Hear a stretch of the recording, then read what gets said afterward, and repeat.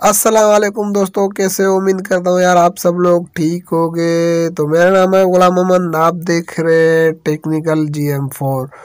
तो अभी तक आपने हमारे वीडियो को लाइक नहीं किया तो जल्दी से लाइक करें। अगर हमारा चैनल सब्सक्राइब नहीं किया तो जल्दी से सब्सक्राइब करें, बेल आइकन को प्रेस करके ऑल पे करें क्लिक, ताकि इस तरह की न्यू वीडियो की अपडेट सबसे पहले आप तक पहुंचे।